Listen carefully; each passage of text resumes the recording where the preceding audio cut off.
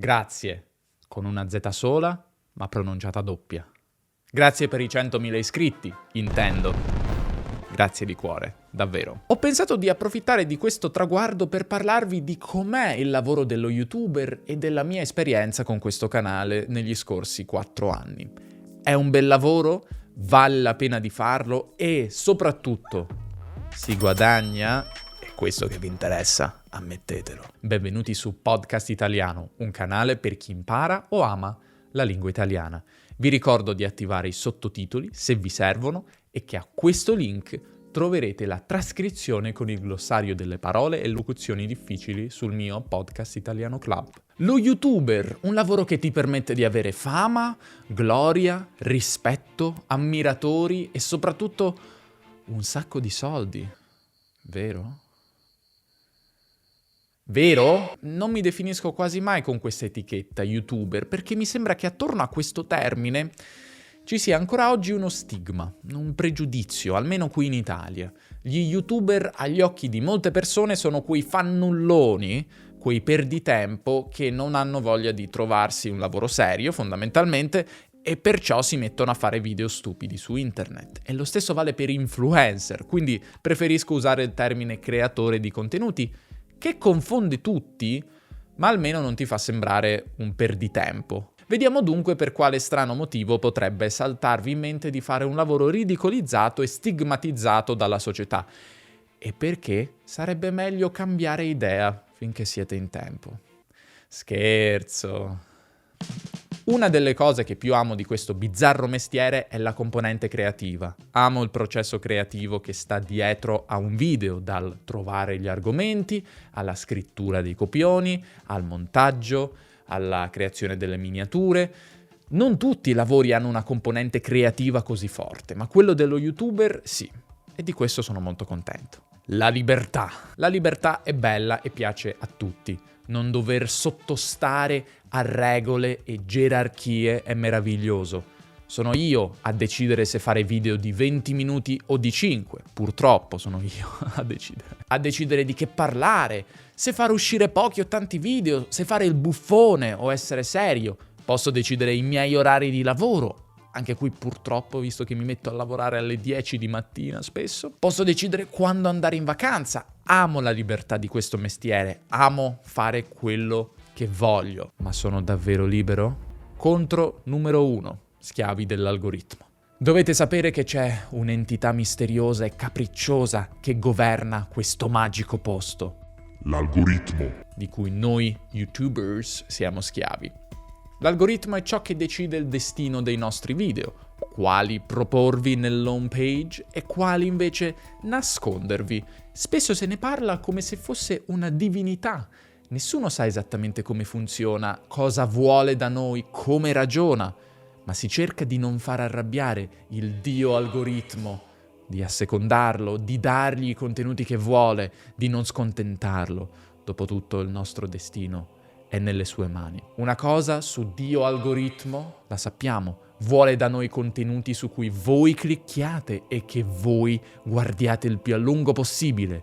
Il suo obiettivo è infatti tenervi incollati allo schermo per sempre, 24 ore al giorno, farvi vedere più pubblicità e far fatturare miliardi a Google. E in tutta onestà questo è un aspetto del mio lavoro che un pochino mi inquieta, il fatto di essere complice nel mio piccolo ovviamente, ma di essere complice di queste dinamiche malsane dei social network che portano noi e voi utenti a passare tutto il nostro tempo libero sulle loro piattaforme, danneggiando la nostra salute mentale e spesso rendendoci infelici. Allegria! Allegria! Una diretta conseguenza della nostra schiavitù dall'algoritmo è la seguente. È molto facile, se si è YouTuber, sviluppare un'ossessione patologica per i numeri. Visualizzazioni, iscritti, CPM, CTR, watch time, engagement, click-through rate e un sacco di metriche dai nomi in inglese che YouTube ci permette molto gentilmente di monitorare costantemente da una comoda app chiamata YouTube Studio, così che questa ossessione sia sempre con noi. Ovunque andiamo, in vacanza, al ristorante, al parco, sempre nelle nostre tasche, a portata di mano, con i grafici, le visualizzazioni in tempo reale, i commenti su ogni video del canale. Un sogno, vero? Ora, se faccio un video e dedico molto tempo e energie, voglio che le persone lo guardino naturalmente. Per questo farò di tutto per creare miniature e titoli il più possibile accattivanti, se non proprio clickbait, ma cerco di evitarlo, su cui voi cliccherete auspicabilmente, e farò il possibile per raggiungere nuovo pubblico, nuovi spettatori, perché così è come si sopravvive e si cresce su YouTube. Ma bisogna ricordare a se stessi, e questa non è una cosa facile, che le visualizzazioni non sono tutto, che un video può essere guardato da meno persone del normale, ma che magari a quelle persone il video piace, le intrattiene, le aiuta, le fa ridere, e dunque non è per forza un fallimento. È importante capirlo, perché YouTube ti porta a questa ossessione per i numeri, a questa spasmodica ricerca delle visualizzazioni. Quando l'avrò capito anch'io vi farò sapere, visto che quel momento non è ancora arrivato. Pro numero 3, ti permette di avere un pubblico. L'algoritmo è la croce ma anche la delizia degli YouTuber. Se io ho un pubblico che mi segue, tra cui ci sei anche tu, è grazie a lui, al dio algoritmo probabilmente, o grazie a una collaborazione. Avere un pubblico è bello per il proprio ego, ma soprattutto secondo me per il fatto di avere una comunità di persone che ti segue, che commenta, che trova utile, è bello ciò che fai e te lo fa sapere perché hai un contatto diretto con il pubblico.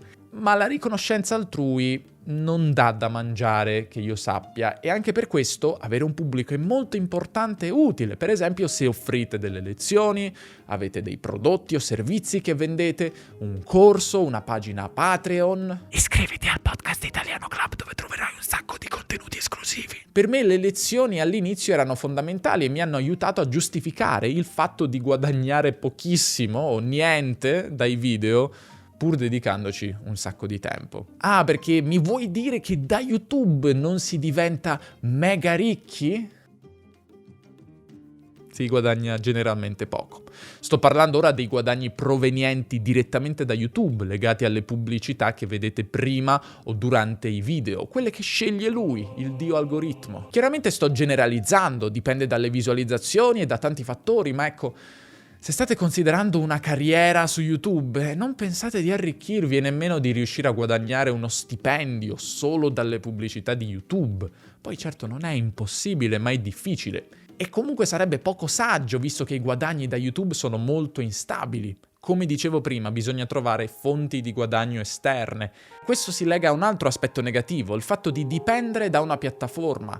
In quanto creatori di contenuti dipendiamo da un'azienda che sta in America, che in qualsiasi momento potrebbe cambiare le proprie regole, cancellarvi un video o il canale senza motivo, abbattere la reach, demonetizzare i video, insomma può fare quello che vuole, e questo contribuisce a una sensazione di fragilità. Abbi pietà di me, dio algoritmo. Seguitemi anche su Instagram, perché nel caso il mio canale dovesse implodere, sarebbe utile avere un altro modo di raggiungervi. Per lo stesso motivo vi consiglio di iscrivervi alla mia email list, in cui comunico quando escono i video e i podcast. Non faccio spam, giuro. Trovate il link in basso. 3. Premete sulla campanella se vi va. La campanella significa che voi riceverete una notifica sul vostro telefono quando pubblico un video. Datemi la vostra attenzione. Pro numero 4. Migliorare come persona e acquisire competenze. Io credo che fare lo YouTuber mi abbia reso una persona migliore e mi abbia aiutato a sviluppare competenze utili.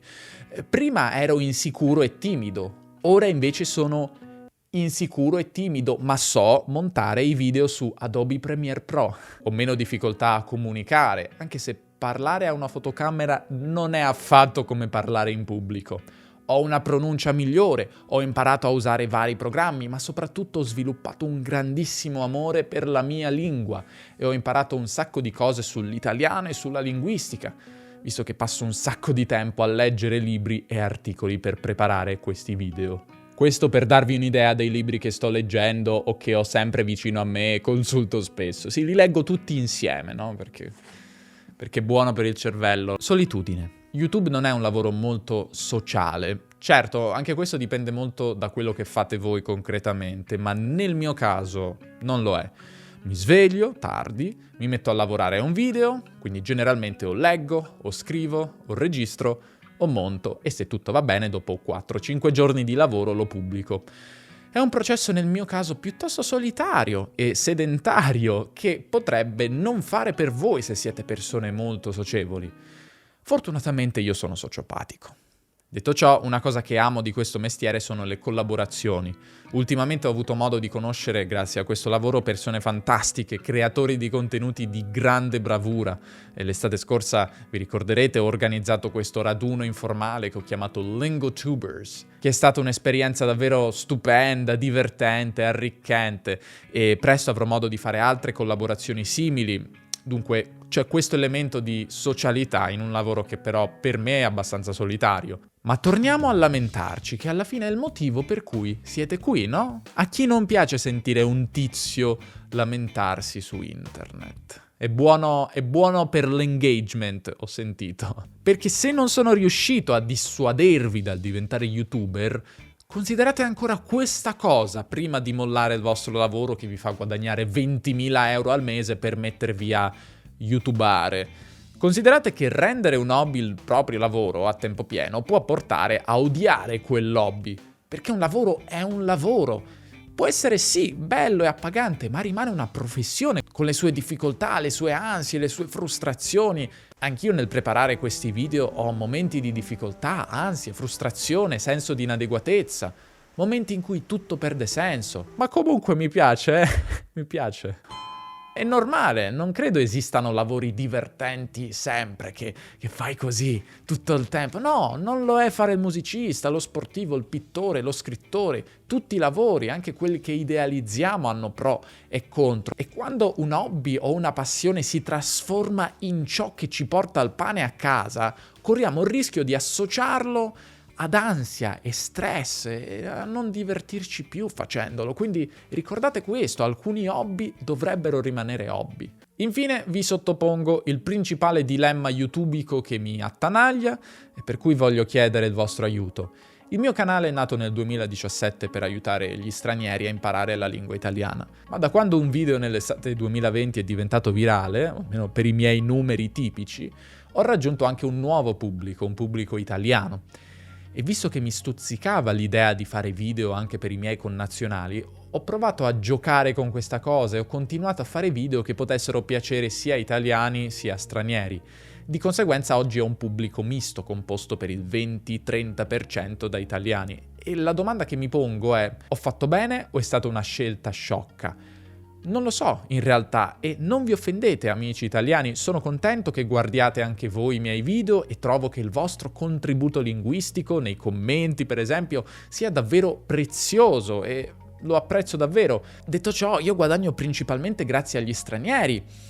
E inoltre ho paura, cercando di inseguire questo difficile compromesso, di scontentare gli uni e gli altri, di annoiare gli italiani se parlo troppo lentamente e se spiego concetti ovvi, e di risultare incomprensibile agli stranieri se parlo in una maniera troppo complicata.